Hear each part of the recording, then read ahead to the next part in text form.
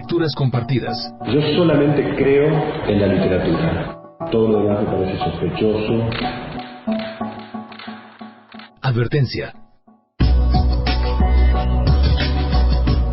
Lecturas compartidas puede causar alta sensibilidad en lectores críticos y atentos. Favor exceder su consumo.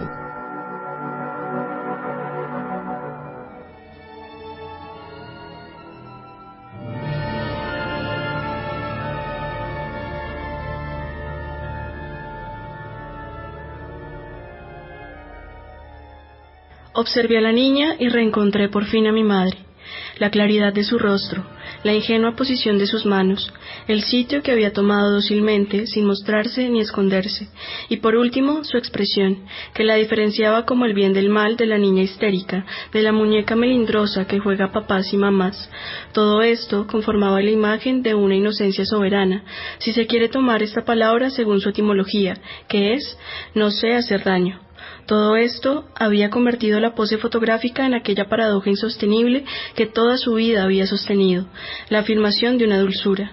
En esa imagen de niña, yo veía la bondad que había formado su ser enseguida, y para siempre, sin haberla heredado de nadie. ¿Cómo aquella bondad pudo salir de padres imperfectos que la amaron mal, en resumidas cuentas, de una familia?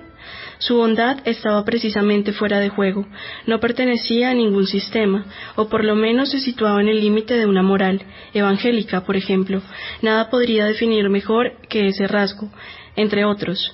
Nunca, en toda nuestra vida común, nunca me hizo una sola observación.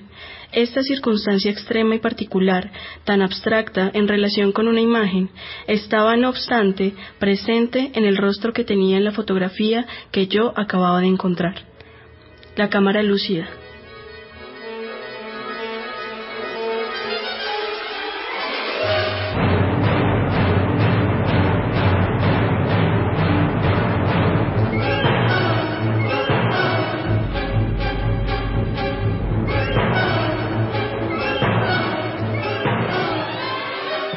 Bienvenidos, queridos oyentes, a una nueva emisión de Lecturas Compartidas. Los saluda Diana Castro y me acompañan Libertad Sánchez y Naikelis Rojas. El día de hoy queremos rendir homenaje a uno de los críticos literarios más importantes del siglo XX, en el centenario de su nacimiento. Es el francés Roland Barthes. Para ello, contamos con el profesor William Díaz de la Universidad Nacional y con el profesor Jaime Báez de la Pontificia Universidad Javeriana, que nos acompaña desde Alemania.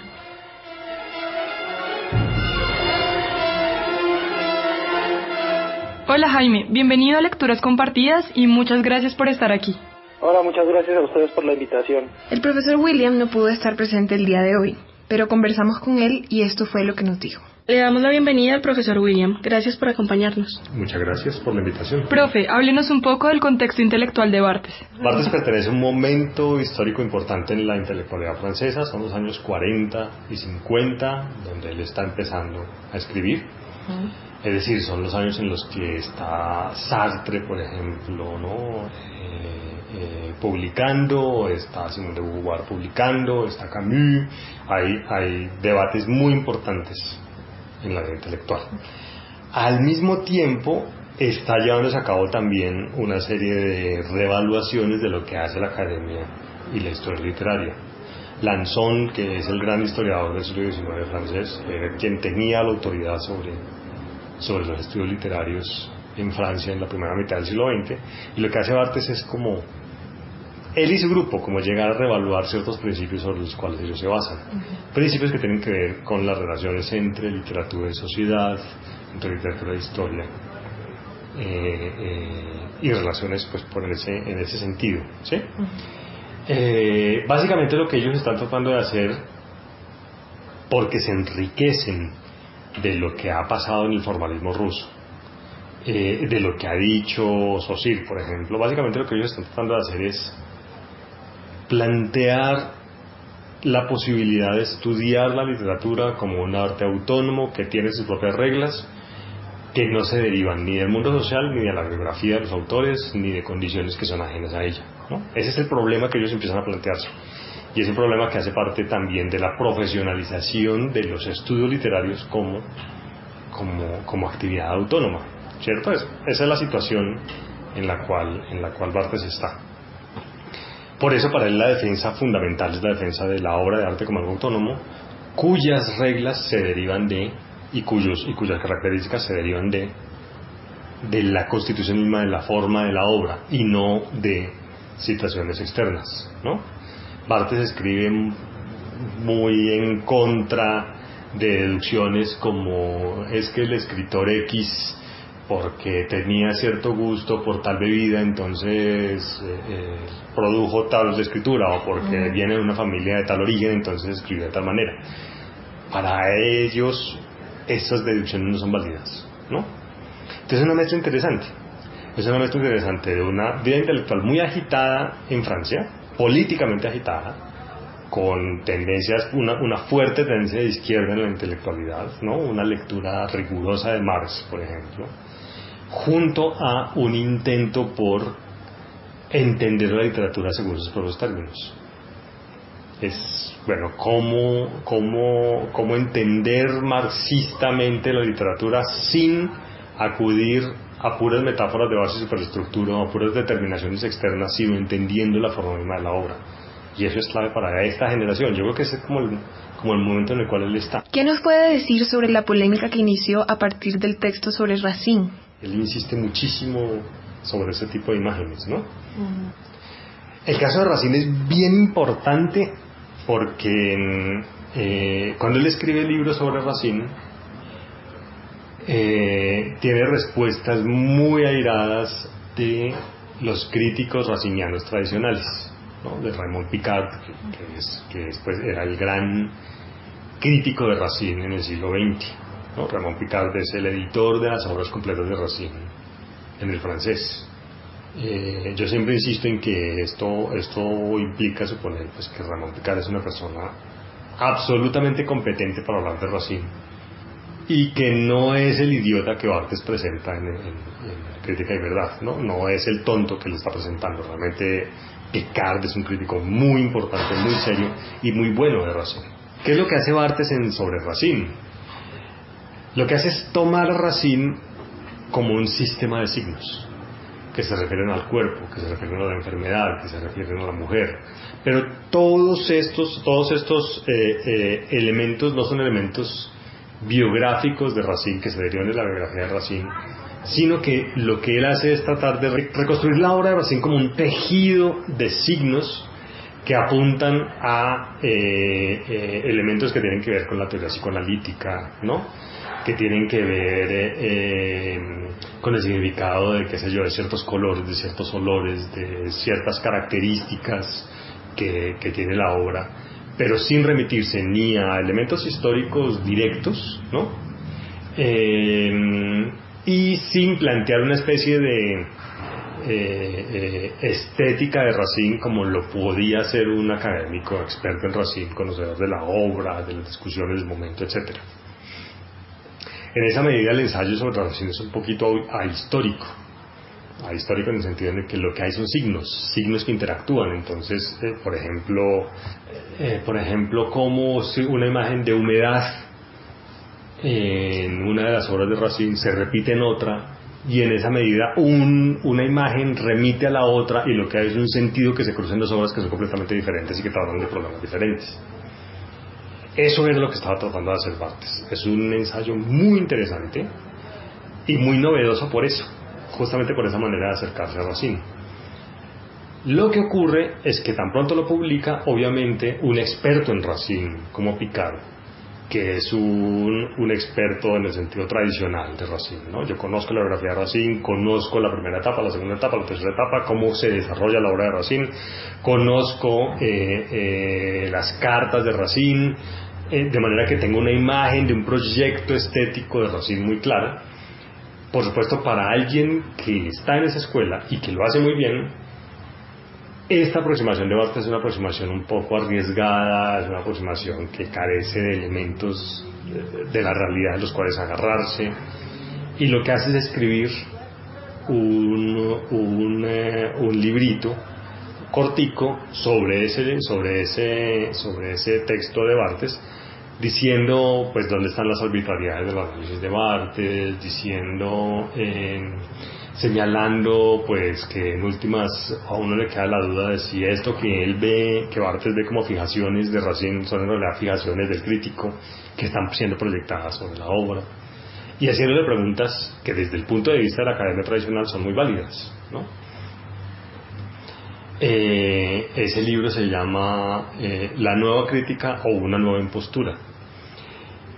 Y ese libro también es interesante porque junto a Barthes, pues Picard critica ese fenómeno que está pasando de la nueva crítica, ¿no? Que es una crítica que está entendiendo la obra como una red de signos, no porque es la manera de entenderla antes de entenderla socialmente, ¿no? Y no como manifestación de una época, de un alma, de un autor, etc. La respuesta de Barthes es sobre Racine. Y en esa respuesta Barthes, bueno, trata a Picard de... En realidad no lo hace. Barthes era un argumentador muy inteligente. No dice directamente que Picard era un crítico escolar, ¿no? Que es un insulto en la academia francesa decirle a alguien que es crítico escolar, es decirle maestro de escuela, y eso parece que es un insulto para los franceses intelectuales académicos. Pero sí lo empieza a citar a otras personas que dicen tonterías sobre Racine y poner a Picard al lado, ¿no? Entonces de alguna manera lo ridiculiza. Y las posturas de Barthes también son interesantes. El debate es muy interesante porque es un debate sobre la estética en el siglo XX, y es un debate que da muchas luces sobre eso. ¿Qué es lo que hace Barthes? Barthes le responde a Picard: mire, usted dice que yo pongo mis propias fijaciones sobre Racine, pero resulta que quien pone sus propias fijaciones es el que deriva de aspectos biográficos, cuestiones formales, ¿no? Yo estoy viendo las cuestiones formales puramente, ¿no? Y estoy viendo las cuestiones formales en el conjunto de una serie de fijaciones y de imágenes que son recurrentes en Racine, de manera que no se me puede acusar en ese caso de falta de seriedad. Y lo que estoy haciendo fundamentalmente es defendiendo la obra literaria como obra literaria.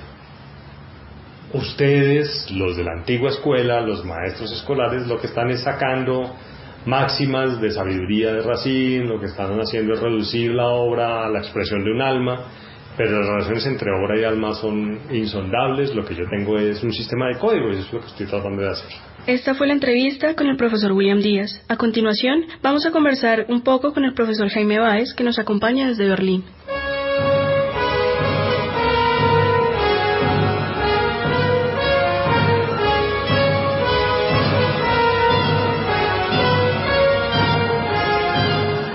Hola, en primer lugar, para poner un tanto en contexto a la audiencia, queremos preguntarte, en tu opinión, ¿qué importancia tiene Barthes para los estudios literarios hoy? Bueno, la importancia de Barthes en los estudios literarios contemporáneos es definitiva. Él retoma un proyecto que viene desarrollándose durante el siglo XX, que es el proyecto de crear una disciplina que estudie la literatura y que considere la literatura como una actividad relativamente autónoma frente a la historia, frente a la filosofía, bueno, frente a una cantidad de disciplinas que de todas maneras también de alguna manera consideran la literatura. Barthes retoma este proyecto, le da un carácter muy personal al final de su obra, digámoslo así, aporta de manera definitiva con sus ensayos, es una influencia muy fuerte, por ejemplo, para autores posteriores como Derrida, para autores como Lévi-Strauss, con los cuales, digámoslo así, su obra dialoga perfectamente. Entonces, bueno, hoy en día se discute en la literatura problemas como la autonomía, problemas como el valor político, problemas como cómo se constituye un discurso, qué es un texto. Fueron abordados sobre todo por Roland Barthes, y las personas que muchas veces llegan a estas discusiones de cierta manera han tenido contacto con algún texto de Roland Barthes. Por lo tanto, digámoslo así, conocer su obra es muy muy importante para quien quiera introducirse en estos problemas. Quisiera también que nos hablaras un poco del grado cero de la escritura, tratándose de su primer ensayo, y cómo funda su posición teórica respecto a la escritura. Bueno, el grado cero de la escritura sí es como el primer ensayo largo de Barthes, bueno, lo primero que se publica en el 47 y en Combat, digamos lo más conocido, aunque él había escrito unos ensayos anteriormente. En estos ensayos anteriores se puede ver ya, digámoslo así, la semilla de los problemas que él va a esbozar ya en el grado 0 de la escritura. Este texto está en una discusión implícita con qué es la literatura de Jean-Paul Sartre. Nosotros tenemos que ubicarnos después de la Segunda Guerra Mundial. Hay todo un proceso dentro de la intelectualidad francesa en que es la literatura. Sartre, digámoslo así, plantea unos desafíos a los intelectuales del momento, a los escritores, y dentro de esos desafíos está la idea del compromiso, ¿no? El hecho de que el autor tiene que estar comprometido políticamente y, digamos, estas posiciones que él pone tan categóricamente son discutidas en revistas de la época. Le contestaron esto a él y él también contestó. Se recoge en la edición del 55 de Losada en español de qué es la literatura. Entonces, Barthes había estado enfermo porque él había sufrido tuberculosis, entonces llega un poco al debate con una mirada distinta, externa, por decirlo de algún modo, y ahí él plantea que el compromiso del escritor tiene que ser un compromiso con la escritura. No es tanto un compromiso político, sino un compromiso político en la escritura. Esto quiere decir que Barthes va a ver el texto literario en una dimensión ya formal. Él dice que el lenguaje es algo que compartimos todos, no es un bien único del escritor. El estilo es el cuerpo, los recuerdos, la voz con la que el escritor se habla a sí mismo, una dimensión muy íntima. Y entre estas dos dimensiones de la lengua y el estilo aparecería la escritura. Entonces la escritura es, digámoslo así, ese compromiso, ese espacio con el que el escritor de todas maneras va a trabajar. Él señala una metáfora muy interesante que es la de la máscara que se señala a sí misma, ¿no? O así lo explica el grado 0, ¿no? La literatura es esa máscara que se señala a sí misma porque en la escritura hay unas convenciones, digamos que estas convenciones distancian precisamente al texto de lo que es la realidad. Por eso no es una máscara que se esconde, no es que pretenda ser la realidad, no es que pretenda ser la cara, sino que él mismo se señala y dice yo soy literatura, ¿no? Esto se puede ver en la novela, por ejemplo, en el uso de los tiempos verbales, en el uso de la tercera persona, en fin. Dentro de la literatura hay unas convenciones, hay unos elementos que señalan que es un texto, que no es realidad y que por lo tanto, digamos, es una construcción, es una organización, ¿no? Entonces esta cuestión del grado 0 va a ser replanteada posteriormente por Barthes. Es un texto que tiene muchas de sus inquietudes. Después, cuando aparece la semiología, él va a tomar, digámoslo así, estas ideas de la semiología y en parte las va a adaptar a estas ideas que él venía pensando, y va a excederse también porque él mismo lo acepta en algún momento con estas ideas de la semiología y de la ciencia de la literatura. Y luego, en un proceso ya mucho más crítico, pues se va a empezar a distanciar y va a llegar, digamos, a una aproximación mucho más individual, mucho más personal, ¿no? Que son estos textos de la cámara lúcida, el placer del texto, los fragmentos de un discurso amoroso. Es decir, son textos también de Barthes fascinantes, ¿no? Yo creo que lo más interesante, o bueno, no lo más interesante, pero algo muy interesante en el grado 0 es la relación entre Barthes y los escritores, ¿no? No solo Paul Valéry, sino también Marcel Proust, de quien él había, digámoslo así, aprendido muchas cosas, y la idea del estilo, por ejemplo, es algo que ya estaba presente en Proust. Proust había escrito un ensayo en 1921, si no estoy mal, un poco antes, sobre el estilo de Flaubert, y Proust había hecho también parodias del estilo de otros escritores, unas parodias fantásticas en donde Proust conseguía mimetizar perfectamente el estilo de ciertos escritores, y creo que Barthes aprendió muchísimo de estas experiencias también de Proust, y a partir de los textos de Proust, digamos que esto le dio muchas ideas para llegar y considerar otras cuestiones que de pronto para los intelectuales de la época no fueron tan claras o no estaban, digamos, en el mismo nivel. Bueno, muchas gracias, profe. Yo creo que con esto que nos has dicho, pues se ha marcado como un panorama bastante amplio de lo que es la producción de Barthes y sobre todo como de los muchos textos y diferentes tipos de textos que él hizo, abordando como muchos temas distintos. Entonces, le agradecemos mucho por estar acá con nosotras. Muchas gracias.